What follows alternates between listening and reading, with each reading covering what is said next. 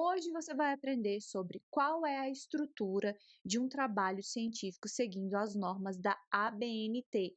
Manda, gente, esse conteúdo aqui para os seus colegas, as suas colegas que trabalham e que precisam colocar os seus trabalhinhos científicos dentro da norma da ABNT. Tem muita dúvida sobre isso, eu sempre recebo perguntas sobre como que a gente pode fazer para colocar os nossos trabalhos dentro das normas. Então, eu já vou começar a falar para você que essas normas são complexas, tem vários detalhezinhos. Eu sei que é um pouco, eh, às vezes até chato de fazer, mas é importante que você saiba que a ABNT não é um órgão que está ali para punir você, para falar: "Vamos lá, agora você vai sofrer". Não, não é nada disso, gente. O que que é a ABNT? A ABNT é uma Associação Brasileira de Normas Técnicas e ela é um órgão responsável por estabelecer diretrizes e padronizações de normas em diversos setores do Brasil. Então a gente pensa que ela está ali só no TCC, só nas teses, dissertações, tem nada disso. A ABNT, ela estabelece diversas diretrizes e o pessoal vai lá e segue isso, tá bom? Só que aqui o nosso foco é a elaboração dos trabalhos acadêmicos. E por que que a gente tende a seguir a norma da ABNT? Porque quando a gente segue normas, a gente tem uma uniformidade entre os trabalhos, uma clareza e organização desses documentos. Dessa forma, fica muito mais fácil a gente compreender e reproduzir como que as pesquisas elas foram feitas, tá bom? Agora, uma coisa importante você saber, nem toda instituição de ensino ela vai seguir as normas da ABNT, tá? Também várias revistas científicas não seguem. Revistas científicas brasileiras, caso você esteja fazendo um artigo científico, geralmente seguem as normas da BNT. Geralmente não é sempre. Mas grande parte das instituições brasileiras segue a BNT ou adaptam a BNT. Mas isso não significa que é sempre, tá? Que sempre isso daí vai acontecer. Então, o que que eu recomendo que você faça? Antes de sair louco, desorientado, achando que você tem que necessariamente colocar o seu trabalho dentro da BNT, dá uma olhadinha na norma da sua instituição sobre qual é a norma que ela segue, se é a BNT, se não é a BNT. Outra coisa que eu preciso falar para você é para que você tenha cuidado com a BNT no seguinte sentido: não é só porque a gente coloca o nosso trabalho dentro da BNT que significa que o nosso conteúdo é de qualidade, maravilhoso, não tem nada a ver, tá?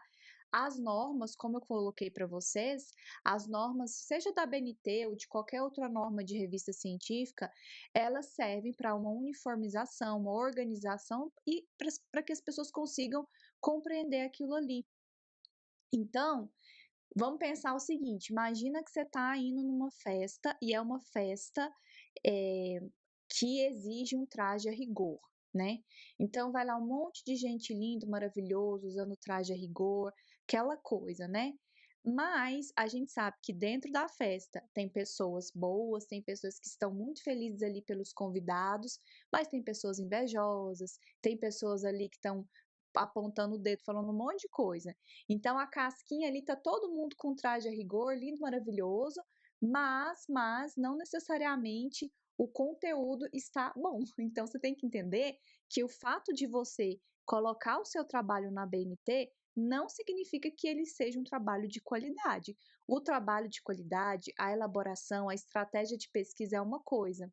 Vestir a roupinha certa e adequada para você ir lá e submeter o seu documento para uma defesa é diferente, porque muita gente acha assim: "Ah, coloquei na BNT, então beleza, eu só tenho que aprender isso". Não, isso aqui é só um passo. Eu até brinco, assim, que a gente não tem que ficar tão apegado assim à BNT. "Meu Deus, a BNT, socorro, socorro", não. Pense em fazer bem o seu trabalho, tá. Consequência de encapar ele bonitinho, arrumar ele bonitinho, é a BNT. É preciso? É óbvio que é preciso, mas cuide mais do que da aparência, de como isso tá bem colocado dentro do seu texto. Uma outra coisa que eu sugiro fortemente que vocês façam, gente, é já começar o documento formatado. Se você já começa o seu documento formatado, já nas normas da BNT, ou nas normas que você tiver que seguir para você ter o seu trabalho científico pronto, você vai ver que sua vida vai facilitar demais, porque quando a gente está fazendo esses tipos de trabalho, chega uma hora que é cansativo, isso é normal. Aí, o que que acontece? Você está lá desesperado, desesperado, pensando, Senhor, o que eu vou fazer agora? Tem que colocar esse trabalho nas normas, que norma? O que que eu tenho que fazer? Então, relaxa, calma, vai lá, já começa com tudo formatadinho, porque assim, quando você terminar, você só vai ter que revisar. Você não tem que voltar, mexer, editar, colocar todo o seu texto dentro das normas quando ele já está feito. E você consegue fazer isso de forma automática dentro do Word, viu? Super, assim, não é que é fácil, mas assim, é bem intuitivo. Você coloca, formata o Word ou formato Pages, ou você pode até usar o Google Drive e organiza tudo isso para quando você for escrever, já está tudo organizado. Isso facilita muito a vida. De repente você vai perder, entre aspas, um pouquinho de tempo organizando isso, mas vai facilitar bastante a sua vida. Mas a gente vai conversar sobre, então, a estrutura de um trabalho acadêmico. Você entendeu o que é a BNT? E a estrutura que eu vou conversar com você é a estrutura seguindo a BNT. O que seria a estrutura de um trabalho acadêmico? A estrutura de um trabalho acadêmico é a organização deste trabalho acadêmico. Então, ó, aqui eu não vou focar muito, eu vou conversar com vocês, tá, sobre algumas normas dentro do texto. A gente vai passar por isso, mas o nosso foco aqui é compreender qual é a estrutura, qual é a organização de um trabalho seguindo as normas da ABNT. Se vocês quiserem que depois a gente traga aqui como que a gente formata o documento no sentido das partes internas, coloquem para mim nos comentários que vai ser um prazer trazer esse tipo de conteúdo para você. Então, de acordo com a BNT, presta atenção, a gente tem a divisão da estrutura de um trabalho acadêmico, tá? Em três elementos. São os elementos pré-textuais, os elementos textuais e os elementos pós-textuais. Os alunos, eles ficam com muitas dúvidas sobre esses elementos aqui. Então, nós vamos conversar sobre cada um desses elementos, explicar o que é cada um desses elementos e o que compõe cada um desses elementos. Bom, vamos começar aqui entendendo que esses três grupos fazem parte de todo o seu trabalho. Então, dentro desses elementos pré-textuais, ou textuais ou pós-textuais, a gente tem uma composição, algumas coisas são obrigatórias, outras não são obrigatórias. Então, vamos partir para cima e vamos começar a definir o que seriam os elementos pré-textuais, de acordo com as normas da ABNT, tá bom? Gente, o próprio nome já fala, presta atenção, ó, pré-textuais. Pré significa que antecede. Então, se antecede, né, quer dizer que vem antes do texto em si, antes do corpo do seu trabalho, vem antes da sua pesquisa efetivamente. O elemento pré-textual ele vai apresentar o seu trabalho. Então, ele vem antes da introdução, ele vem antes do seu referencial teórico, ele vem antes do material e métodos, discussão, conclusão, referências, tá? Então, o que a gente vai fazer ali dentro desses elementos pré-textuais? A gente vai colocar informações que vão tanto identificar o nosso trabalho, como se identificar o nosso trabalho? Por exemplo, qual que é o nome do seu filho, né? Qual que é o nome do seu trabalho? Quem que é o pai e a mãe desse filho, né? Quem é o autor? Você vai colocar ali a instituição, você vai incluir o resumo do seu trabalho, o sumário do seu trabalho, várias coisas. Mas os elementos pré-textuais, eles têm algumas partes que não são necessariamente obrigatórias. Tem algumas que são sim obrigatórias e tem outras que não são obrigatórias. E a gente vai entender exatamente cada um desse tipo de elemento para que você não fique perdido quando você for fazer o seu trabalho científico. Quais são os itens que compõem o elemento pré-textual?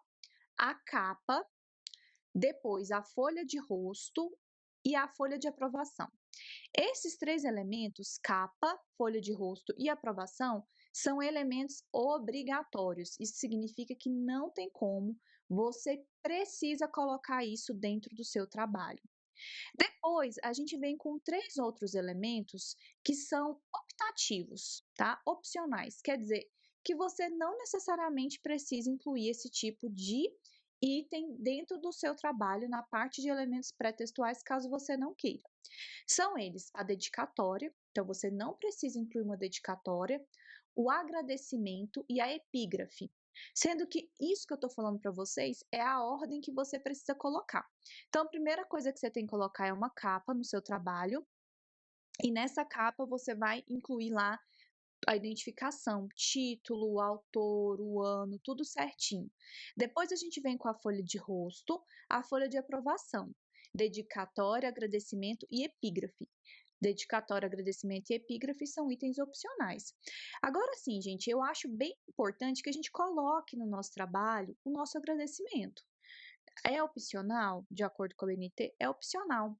Mas olhe o seu trabalho como a sua marca no mundo, como um processo ali, uma parte da sua vida, uma etapa da sua vida.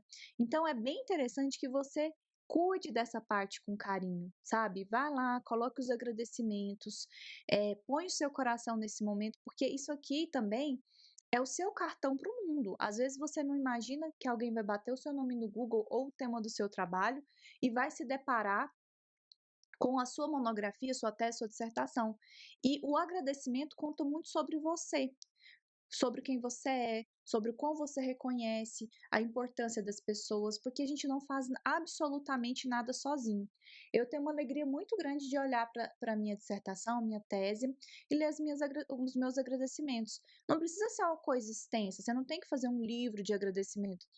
Faça da forma como você achar adequado, mas não deixe de colocar o agradecimento, mesmo ele sendo um item opcional, porque é uma coisa importante para você, importante também para sua, vamos dizer assim, um cartão de entrada, sabe? Um cartão de apresentação é importante.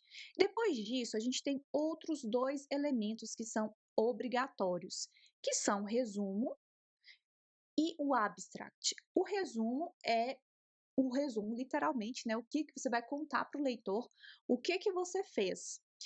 Esse resumo, gente, tem uma forma de fazer ele. Como que você vai fazer um resumo de um trabalho científico seguindo as normas da BNT?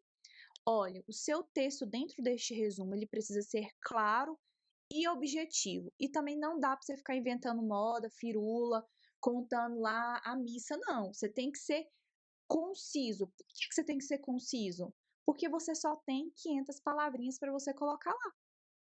Então não dá para você ficar contando tudo que tem no seu trabalho, não. Tudo que tem no seu trabalho vai no elemento textual, que daqui a pouquinho a gente vai falar sobre ele, tá? Você vai colocar lá dentro contando para um leitor o que que tem lá.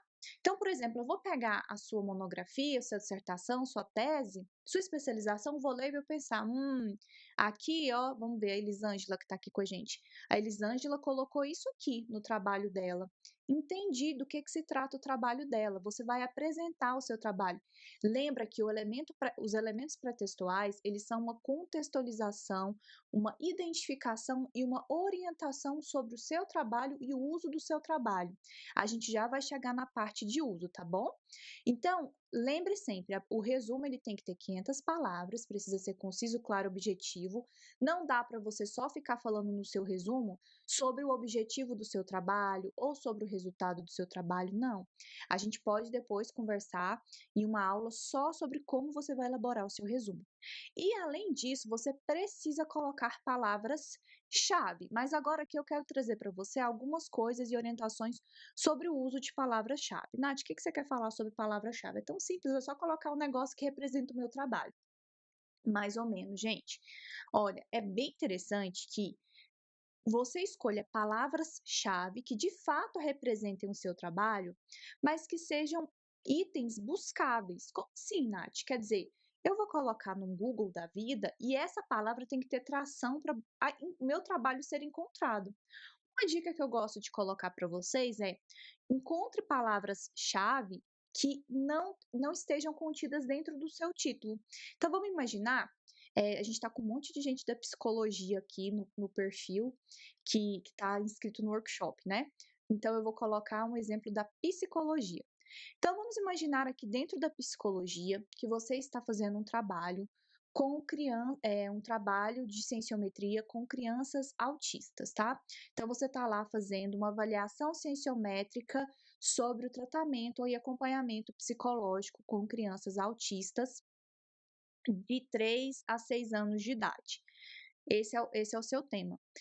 Bom, crianças autistas tem no seu título, então é interessante que a sua palavra-chave não seja crianças autistas. Por quê? Porque você já tem no título. Então, essa palavra não vai acrescentar muita coisa na busca, porque quando a pessoa colocar, vai estar tanto no título quanto nas palavras-chave.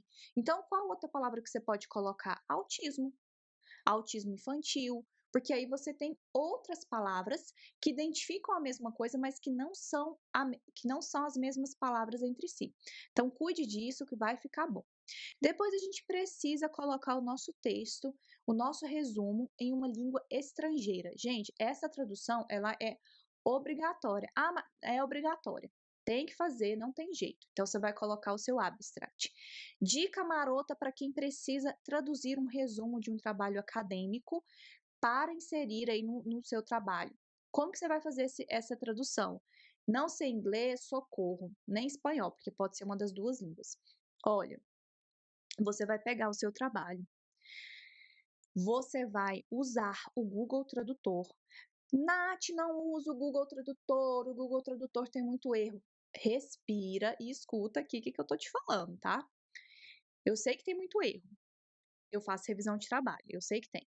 Então, depois que você fizer essa tradução no Google Tradutor, você vai utilizar um programa que chama Grammarly.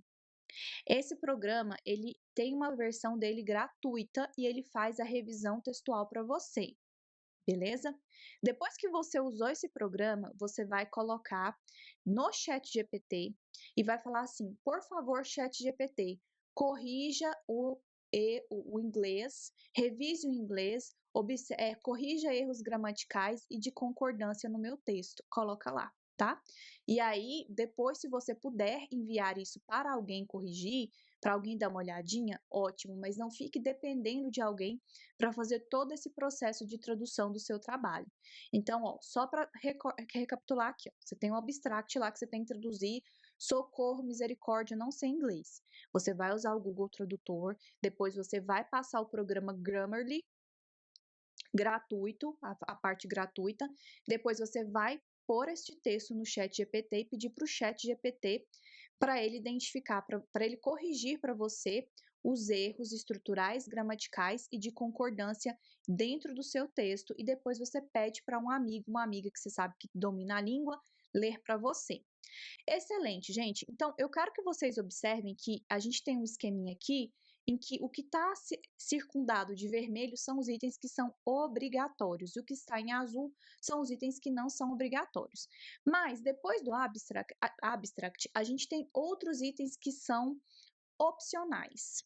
Esses itens opcionais são na seguinte ordem: lista de ilustrações, lista de tabelas, lista de siglas e lista de símbolos. Então, eu vou repetir para vocês. São 4 itens obrigatórios na seguinte ordem: lista de ilustrações, lista de tabelas, lista de siglas e lista de símbolos. Lembra que eu falei para vocês que os elementos pré-textuais, eles vão, além de identificar, eles vão orientar o uso do seu trabalho. Então, esses elementos, como a lista de ilustrações, tabelas, siglas e símbolos, elas vão, de uma certa forma, orientar o uso do seu trabalho. Por quê? Porque se eu tenho uma sigla no texto e eu sou um leitor e eu tenho dúvida, eu vou lá para o elemento pré-textual e olho a lista das siglas e eu identifico e penso, esse aqui, então, é essa sigla aqui, ótimo. Se tem um símbolo no seu trabalho e você tem uma lista de símbolos, a pessoa volta lá nos elementos pré-textuais, identifica o que é aquele símbolo. Super tranquilo. Então, são elementos aqui que são opcionais, mas que podem enriquecer bastante o seu trabalho. Bom, depois disso, a gente tem um item hiper mega obrigatório. Esse não tem como você não colocar, tá? Você tem que pôr, que é o quê? O sumário. Então, o sumário, ele vai identificar toda a estrutura do seu trabalho, Ele vai orientar a pessoa em qual paginação que ela pode encontrar aquilo, aonde começa, aonde está a introdução, aonde está a discussão. Então, se ela quer ir direto para a discussão, ela já vai naquela página. Lembra sempre que o elemento pré-textual, ele além de identificar, ele precisa orientar o uso do trabalho. Parte importante dentro da ABNT, quando você trabalha com elementos pré-textuais, você tem que contar as folhas dos elementos pré-textuais. Então, ó, você vai ter que contar a folha da capa, folha de rosto, folha de aprovação, dedicatória, agradecimento, epígrafe, resumo, abstract, lista de ilustrações, tabelas, siglas, símbolos e sumário. Tudo isso você vai contar, mas você não vai numerar, tá bom? Então vamos pensar. A capa, ela é a página, ela é a folha 1, a capa é a folha 1. Você não vai numerar a capa com folha 1, tá? De acordo com a BNT, a gente não faz isso. Então, elementos pretextuais, seguindo as normas da BNT, são elementos que vêm antes do corpo do texto em si, vai contemplar as informações que tanto identifica como orienta o uso do seu trabalho, e ela tem itens obrigatórios e itens opcionais. Os itens obrigatórios são capa, folha de rosto, folha de aprovação, resumo, abstract e sumário. Você não vai numerar essas páginas, mas você vai contar essas páginas. E o seu resumo precisa ter 500 palavras e o seu texto de abstract tem que ser numa língua estrangeira. Excelente. Agora a gente vai para a segunda parte da estrutura da BNT, que são os elementos textuais, tá bom? Então, os elementos textuais, de acordo com a ABNT, de acordo com as normas da ABNT, ele é composto por um conteúdo de pesquisa do seu trabalho. Então, toda aquela parte de pesquisa do seu trabalho, criatura, é lá que você vai colocar, dentro dos elementos textuais. Ali você vai contar para o mundo o que que você fez. Você vai começar com uma introdução. Então, você vai introduzir o seu trabalho. Lembre sempre que a introdução, você precisa colocar a sua pergunta de pesquisa. Você tem que contextualizar também, antes da pergunta, vamos começar aqui mais certinho. Você tem que contextualizar a sua pesquisa, você tem que contar o que você está fazendo, porque a introdução é a porta de entrada. Você vai introduzir o seu tema. Então, o que é esse tema? O que se tem sobre esse tema? Qual que é a lacuna de conhecimento desse tema? A gente consegue identificar lacunas de conhecimento com a cienciometria. Então, o que se tem, o que não tem sobre isso? Depois a gente tem que pensar na nossa pergunta de estudo. Se você está na área de saúde, na área biológica, qual que é a sua pergunta biológica? Qual que é a sua pergunta de trabalho? Então, você tem que colocar isso. Qual é o seu objetivo? Tudo isso tem que estar contemplado na introdução, porque isso coloca o seu leitor dentro do seu trabalho, mas ele entendendo o que você vai fazer. Então, por isso que você precisa de uma introdução bem feita. Depois disso, o segundo elemento textual que a gente tem é o desenvolvimento. Gente, o desenvolvimento ele vai ser composto por referencial teórico, tá? Metodologia, material e métodos, os resultados e a sua discussão. Então, isso daí faz parte do corpo do desenvolvimento. Eu gosto muito de utilizar o termo referencial teórico ou marco teórico, porque quando a gente fala revisão bibliográfica, pode causar uma confusão. Como assim pode causar uma confusão? Quando você fala revisão bibliográfica, dá a impressão que você revisou todo o conteúdo que se tem sobre aquele tema. E aí a gente tem que colocar, essa revisão bibliográfica foi feita nos últimos 10 anos, essa revisão bibliográfica foi feita desde a primeira publicação, inclui livros, não inclui livros. Então, vamos seguir a norma da BNT nesse sentido de colocar referencial teórico, porque aquilo é a referência que se tem dentro do seu trabalho, referências teóricas que vão ajudar e respaldar o entendimento da sua pesquisa. Então, não é um conteúdo do PUF e do ALEI que não tem ligação nenhuma com o seu trabalho. Tem ligação total com a sua pergunta de pesquisa, com o seu objetivo, e são elementos fundamentais para que a pessoa consiga entender o seu trabalho, tá bom? Então, os elementos textuais, a gente tem a introdução, o desenvolvimento, que é composto pelo referencial teórico, metodologia, resultados e discussão, e a gente tem a nossa conclusão. A conclusão, ela faz parte dos elementos textuais. E o que a gente vai fazer na nossa conclusão? Na nossa conclusão, a gente vai pegar a pergunta que a gente elaborou lá na nossa introdução e a gente vai responder a nossa pergunta de pesquisa. Afinal de contas, você está investigando alguma coisa e você vai encontrar uma resposta. Qual foi a resposta que você encontrou com o seu estudo? Qual que é a conclusão que você chegou? Se você fizer dessa forma, não tem como você se perder na conclusão, porque muita gente fala assim nas bancas: ah, aqui você não fechou o seu trabalho, porque as pessoas não resgatam a pergunta de pesquisa e colocam lá embaixo. Então, a gente tem dentro da ABNT os elementos textuais compostos por introdução, desenvolvimento e conclusão. O terceiro elemento que a gente tem, de acordo com a ABNT, são os elementos pós-textuais. Olha, o nome já fala, gente, é só a gente dar uma olhadinha. Toda vez que eu falar pós-textuais, eu estou falando depois do texto. Então, a gente tem uma parte de texto que sucede o nosso texto e vai completar o nosso trabalho, tá bom? Um item é obrigatório dentro dos elementos pós-textuais. Apenas um item é obrigatório. Qual é? Referência. Você tem que colocar as referências dentro dos elementos pós-textuais. Não dá para você deixar de lado as suas referências, tá? Então, coloque as suas referências lá, seguindo as normas da ABNT. É importante isso. Então, você colocando a referência, tem outros dois elementos que se seguem ali, que não são elementos que são obrigatórios, quer dizer, são opcionais, você pode colocar ou não. E há uma confusão muito grande entre eles, entre os estudantes, que é o apêndice e o anexo. Por quê? As pessoas confundem o que é anexo, o que é apêndice, não é a mesma coisa? Não, gente, não é a mesma coisa, tá? Ó, o apêndice tem uma setinha que eu gosto sempre de usar. A gente não tem um apêndice no nosso intestino, a gente tem um apêndice, né? Então, o apêndice é seu.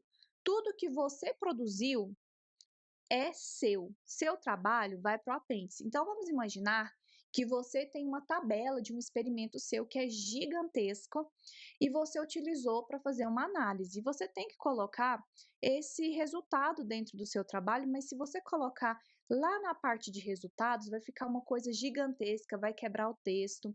Não precisa. Então, o que você faz? Você chama o apêndice. Você vai colocar lá apêndice.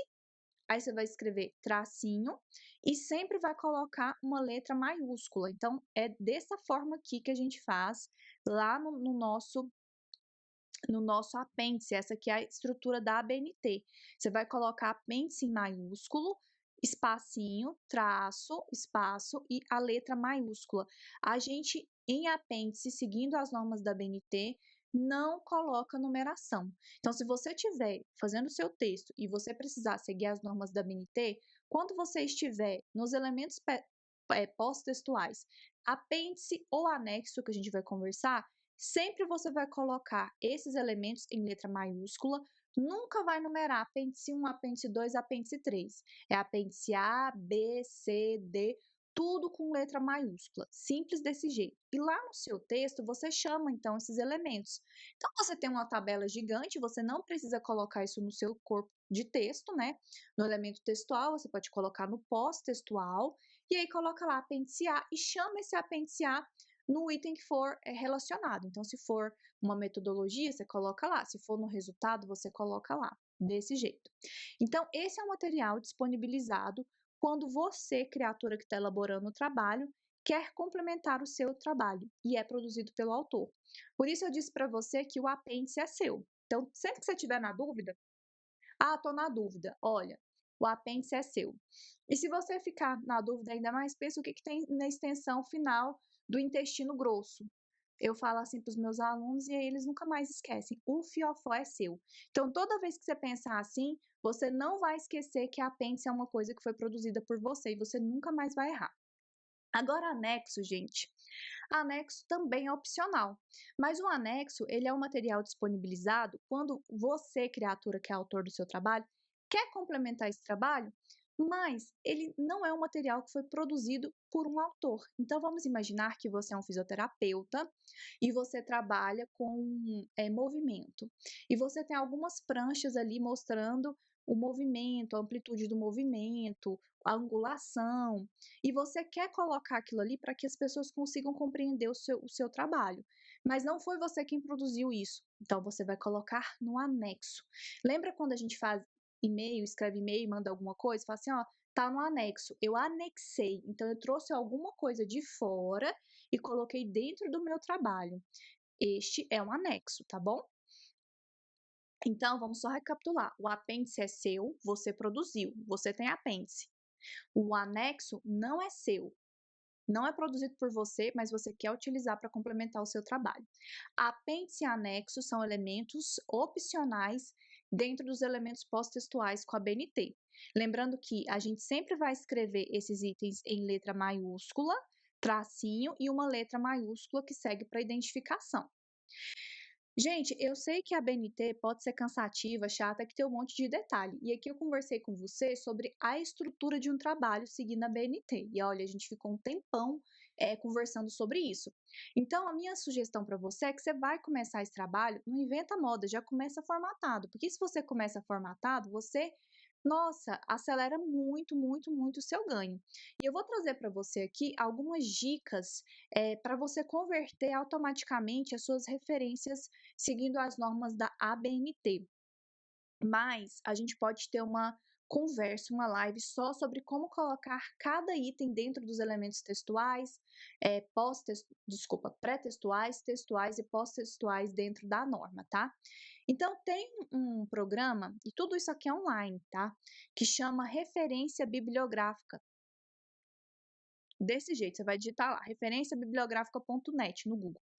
E ó, aqui eu tô mostrando para vocês como é. Ele tem esse esquemão aqui, você vai escolher o estilo de referência, ele tem Vancouver, tem APA, mas aí você escolhe a BNT, e aí você vai preenchendo aqui e automaticamente ele vai colocar isso nas normas para você. Lembrando que a gente tem organizadores de referência que ajudam muito a gente, que é o Mendeley, o Zotero, mas esses programas, eles são programas não produzidos no Brasil. O Mendeley, por exemplo, ele é um programa da Elsevier. Elsevier é uma editora internacional, então eles não têm lá a BNT é uma norma brasileira. Mas se você estiver trabalhando, por exemplo, com APA, Vancouver, aí eu já indico fortemente que você utilize esses referenciadores, porque eles já fazem isso de forma automática no nosso texto, tá bom? Outro bem interessante para você utilizar, para que você consiga colocar o seu texto dentro das normas da BNT, texto não, desculpa, as referências, é o Mentor, mentor.co, Mentor. Você coloca lá exatamente esse nome aqui e aí você vai conseguir preencher tudinho e aí ele vai colocar para você, ele vai criar um documento. Se você escrever assim, referências bibliográficas, ele já cria o documento em um Word com tudo isso e você pode baixar. A única questão do Mentor é que ele é um aplicativo que você tem uma limitação para que você faça de referências, porque depois ele acaba cobrando por isso. Outro gerador de referências para BNT chama Big Guru. Bib Guru, Bib. Bib é um tipo de arquivo que a gente usa bastante dentro de referências. Então, vocês vão olhar aqui no nosso workshop, a gente vai usar muito a expressão .bib, porque é um tipo de arquivo que guarda as referências para gente. Então, o Bib Guru é uma ferramenta que também vai te ajudar a gerar referências conforme a norma da BNT.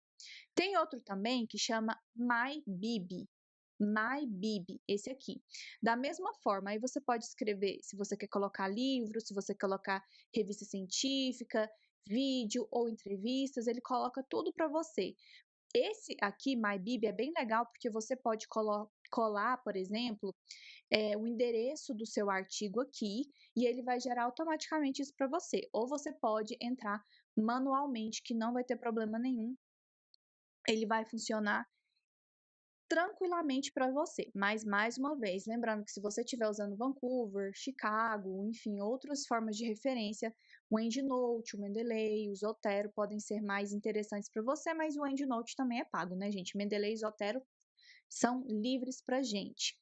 Dicas marotas aqui, não vou entrar em especificidades, mas eu vou colocar aqui sobre formatação textual.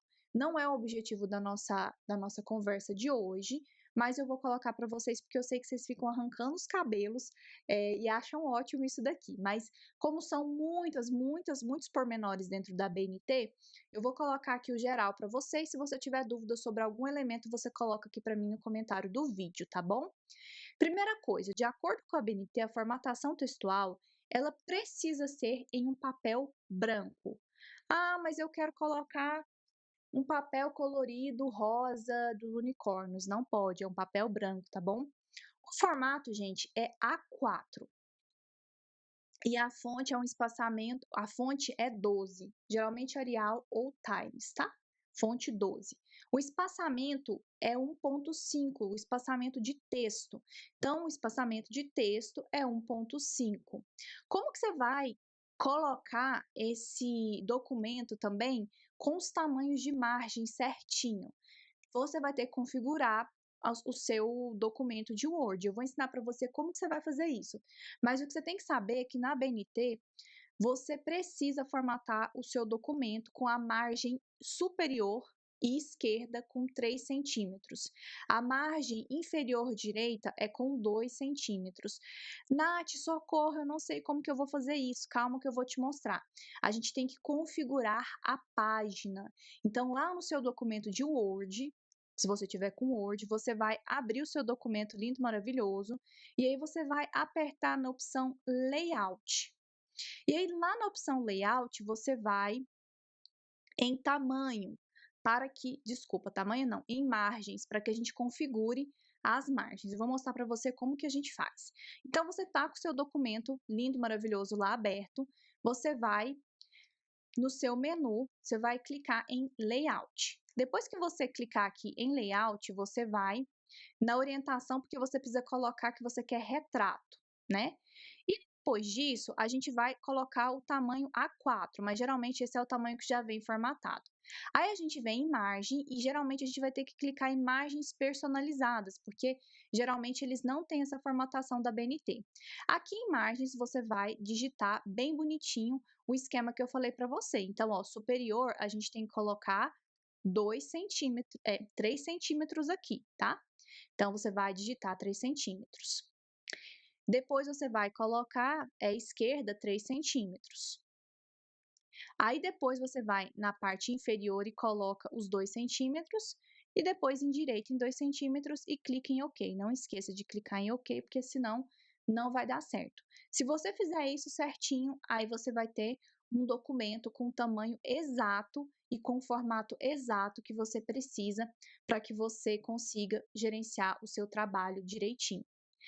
Importante dizer, gente, que não é todo o trabalho que vai ficar em fonte 12, não, tá? A gente também utiliza a fonte 10. Nath, mas quando a BNT fala para a gente utilizar a fonte 10? Quando você tiver uma citação longa, ou seja, que tenha mais de 3 linhas, e quando você tiver uma nota de rodapé. Então, se você tiver mais de 3 linhas, ou nota de desculpa, se você tiver mais de 3 linhas, você tem uma citação longa. E aí a gente usa a fonte 10. Então, a fonte 10 ela é utilizada para citações com mais de 3 linhas, porque citações com menos de 3 linhas ficam dentro do corpo do texto. Nota de rodapé, referência, legenda de ilustrações e tabelas. Então, isso é importante, ó. A legenda ela não é 12, a legenda é 10. Tá? Legenda de figura, legenda de tabela, 10, beleza? A natureza do seu trabalho. Há muita gente tem dúvida para interpretar isso quando lê a regra da BNT. Como assim a natureza do meu trabalho? Lembra quando a gente tem lá na apresentação do texto, então, desculpa, apresentação do seu trabalho, lá no elemento pré-textual, a gente tem uma folha de rosto. Lá você vai falar, tipo assim, o título do seu trabalho, você vai colocar dissertação apresentada ou monografia apresentada. Você está identificando a natureza do seu trabalho. Monografia apresentada para obtenção de título de lá na instituição tal, como pré-requisito para obtenção de título. Esse textinho que você tem lá no início da sua folha de rosto, a gente chama de natureza, a natureza do seu trabalho, qual que é o seu trabalho. Então, esse daí você vai colocar com fonte 10 e tudo isso que eu estou falando para vocês, citação, nota de rodapé, referência, legenda, tudo é espaçamento simples. Então, lembra que o texto em si é espaçamento e meio, mas esse tipo de elemento que eu falei para você aqui é o espaçamento Simples. E eu quis colocar aqui para você direitinho qual que é a definição dessas citações, porque eu sei que vocês arrancam os cabelos. O que que é citação direta? O que que é citação indireta? O que que é APUD? Vamos ver isso de acordo com a BNT. Toda vez que eu falar para você citação direta, significa que você foi lá no texto, criatura, copiou, tá? Pegou o texto e transcreveu parte da obra de um autor. Então, você foi num artigo, achou um trecho interessante e você quis citar aquele trecho. Então, você vai colocar o trecho lá certinho. Só que se o seu trecho tiver com mais de 3 linhas, você precisa destacar isso com recuo de 4 centímetros da margem esquerda, tá? E você vai colocar com uma letrinha menor que o texto, que é 10. E aí vai ficar dessa forma aqui, ó. Vai ficar um textinho com a letrinha menor, não precisa usar aspas, muita gente acha que tem que usar aspas, não é que não precisa, não está nas normas da BNT usar aspas quando você tira do texto. Se você tem 3 linhas, mais de 3 linhas, o que você vai fazer é pôr esse recuo de 4 centímetros, pôr 10 centímetros, 10 centímetros não, né, gente? Uma fonte 10 e vai colocar um espaçamento simples aqui. Depois você vai colocar a referência e a paginação de onde você tirou essa criatura. Tranquilo? A citação indireta, ela já é diferente. A citação indireta, ela é um texto baseado numa obra que você consultou, mas você está parafraseando aquilo. Como assim? Você está colocando com as suas palavras. Você lê o texto, você não vai copiar o texto, você vai colocar com as suas palavras o que você entendeu do texto, e aí você vai citar. Por quê? Porque embora você tenha elaborado, aquela ideia não é sua. Entendeu? Ela é de alguém, então você vai referenciar porque você está atribuindo a ideia de alguém para quem criou aquela ideia. Ah, mas eu quero copiar, plágio. Ah, mas eu citei, plágio do mesmo jeito, gente. Não pode copiar. Se você transcreveu, aí é citação direta, aí você tem que colocar no seu texto que aquilo ali é uma citação direta, porque senão você está criando uma colcha de retalhos. A gente pode conversar sobre plágio em outro momento, sobre como a gente identifica isso. A outra forma de citação, a gente chama de citação da citação. Então, vamos imaginar que você tem uma citação ali, uma ideia muito bacana, bem legal. Só que você não tem acesso ao trabalho original. Poxa, eu não consigo achar esse trabalho, tá difícil de achar esse trabalho, como é que eu faço? Tem jeito? Tem. Você pode fazer uma referência indireta de um texto que você não teve acesso originalmente, que você não pegou para ler esse texto. A gente chama isso de APUD. APUD. APUD. Então, você vai citar a pessoa que você não leu o texto, porque você não teve acesso. Por exemplo, gente, eu na minha área mesmo tenho vários textos de biogeografia. Eu sei que pode ser uma área cabulosa para muita gente que está aqui, mas que a gente não tem, às vezes, acesso ao documento, porque é um documento impresso, que está em outro país, de 1900 e bolinha. Então, muitas vezes, a gente tem que usar o recurso do APUD, para que a gente faça a citação direitinha, ou direitinho, porque eu não posso mentir que eu li uma coisa que eu não li. Então, se eu li no trabalho de alguém, eu cito a criatura e coloco APUD aonde eu peguei aquilo, tá? Não se esqueçam disso. Gente, fazendo isso, colocando, já entendendo os elementos textuais, pré-textuais, pós-textuais, como regra da BNT, entendendo o que tem em cada um deles, você sabendo o que é obrigatório, o que não é, vai ficar muito mais fácil de você elaborar o seu trabalho, você vai fazer rapidinho isso. Não esqueça que você embalar lindo o seu trabalho com as normas da BNT não implica dizer que você tem um resultado legal, que você tem um trabalho legal. Estrutura de um trabalho no sentido do pensamento científico é outra coisa. Aqui a gente está só falando da roupa que você vai vestir o seu trabalho para a festa, que é a sua apresentação. Mas lembre-se que a qualidade dele é essencial, não é só essa apresentação. Mas a apresentação é importante, porque afinal de contas a gente tem que seguir as regras certinho para que você tenha o seu título, para que você tenha a sua defesa com sucesso. Porque, infelizmente, o que acontece muitas vezes nas defesas é que os professores e as professoras algumas vezes, tá, gente? Muitas vezes não pega ali naquele ponto que é importante para você crescer enquanto profissional. E eles vão pegar nesses pontos que são: ah, você não formatou direito, ah, aqui tem que ser 10 centímetros, 10 de letra, aqui tem que ser 12, aqui tem que ser 1,5 de espaçamento. Ah, você esqueceu, ó, essa referência aqui não está no formato certo. Nada de errado com isso. não tem problema se a pessoa foca nisso. Só que a gente quer que você cresça profissionalmente. Então, busque sempre levar o seu trabalho mais bem formatadinho possível. Erros tipográficos acontecem, de digitação, né, que a gente errou sem querer querendo, passou uma referência normal, mas tente colocar o seu trabalho na norma certinha para que você não precise se desgastar com esse tipo de coisa na hora da defesa. Você não precisa disso, tá bom? Gente, muito obrigada e eu espero você na nossa próxima conversa aqui dentro do Sua Pesquisa Científica. Até a próxima!